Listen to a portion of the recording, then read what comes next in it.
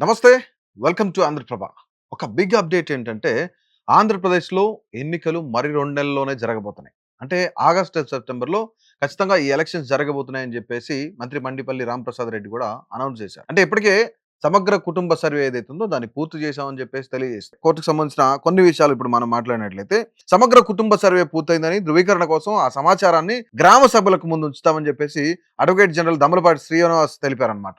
ఈ ప్రక్రియ క్లియర్‌గా జూన్ నెల 24 వరకు కూడా అభ్యంతరాలను ఆహ్వానిస్తాం. ఆ తర్వాత ఏదైతే ఉందో ఖచ్చితంగా మేము ఎన్నికలు జరపడానికి సిద్ధంగా ఉన్నామని చెప్పేసి ఇటుపక్క ప్రభుత్వం కూడా చెప్తా ఉంది.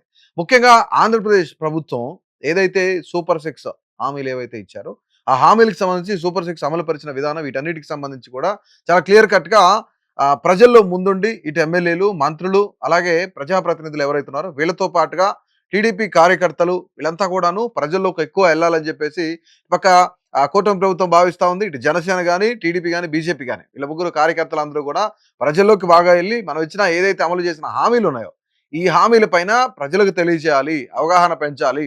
ప్రతినిత్యం ప్రజల్లో ఉంటూ కూడా ఈ యొక్క లోకల్ బాడీ ఎన్నికలు ఏవైతే ఉన్నాయో, ఈ లోకల్ బాడీ ఎన్నికలు సామాన్యంగా సాఫీగా జరిగేలాగా అలాగే ఎక్కువ శాతం ఏవైతే సీట్లు గెలుచుకునేలాగా ప్రయత్నం చేయాలని చెప్పేసి ఇటు ప్రభుత్వం భావిస్తా ఉంది. మరోవైపు ఎస్ఐఆర్ ప్రక్రియ ఇప్పటికే మొదలైంది. అంటే ఇటుపక్క వైసీపీ నేతలు ఏం చెప్తున్నారు, ఇక్కడ చాలా చాలా వైఎస్ఆర్‌సీపీకి సంబంధించిన ఓట్ బ్యాంక్ ఏదైతే ఉందో దాని అంతటిని కూడా తీసేసే ప్రయత్నం జరుగుతుంది. కూటమి ప్రభుత్వం కుట్ర పన్నుతుంది అని చెప్పేసి ఇటుపక్క వైఎస్ఆర్‌సీపీ నేతలు కూడా చెప్తా ఉన్నారు. దీనిపైన ఎస్ఐఆర్ పైన జగన్మోహన్ రెడ్డి కూడా అభ్యంతరాలు వ్యక్తం చేసిన పరిస్థితి కూడా ఉంది. సో ఇప్పుడు ఓవరాల్‌గా రానున్న రోజుల్లో అంటే మరికొద్ది రోజుల్లోనే ఆగస్టు, సెప్టెంబర్‌కి సంబంధించి ఖచ్చితంగా ఎన్నికలు నిర్వహించడానికి తాము సిద్ధంగా ఉన్నామని చెప్పేసి ఆంధ్రప్రదేశ్ ప్రభుత్వం కూడా భావిస్తా ఉంది. దీనిపైన మండిపల్లి రాంప్రసాద్ రెడ్డి మాట్లాడుతూ కూడా ఎవరైతే ఎమ్మెల్యేలు ఉన్నారో వీళ్ళతో పాటుగా కొంతమంది ప్రజాప్రతినిధులు గాని, ప్రజలు గాని అమలు చేస్తున్న హామీల పట్ల ప్రజలకి అవగాహన కల్పించాలి. ఖచ్చితంగా ఇప్పటి వరకు మనం ఏమేమైతే హామీలు అమలు చేశామో ఆటన్నిటిని కూడా ప్రజలకు తెలియజేయాలి. ముఖ్యంగా ప్రజల్లో ఉండాలి అనునిత్యం అని చెప్పేసి మంత్రి చెప్తా ఉన్నారు.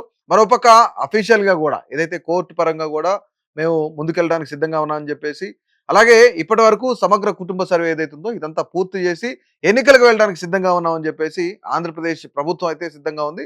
సో ఓవరాల్‌గా ఇటు ఎస్ఐఆర్ ఎఫెక్ట్ గాని లేదంటే వైసీపీ నేతలు ఏదైతే కొంత ఓట్లు గల్లంతయ్యే ప్రయత్నం జరుగుతుంది ఎస్ఐఆర్ ద్వారా. సో వైసీపీకి అన్యాయం జరుగుతుందని చెప్పేసి వైసీపీ నేతలు చెప్తా ఉన్నారు. సో వీటన్నిటి మధ్య ఇన్ని సర్కమ్‌స్టాన్సెస్ ఉన్నాయి కాబట్టి ఖచ్చితంగా మరొక 2 నెలల్లో ఆంధ్రప్రదేశ్‌లో ఎన్నికల ప్రక్రియ జరిగే అవకాశం ఉందా?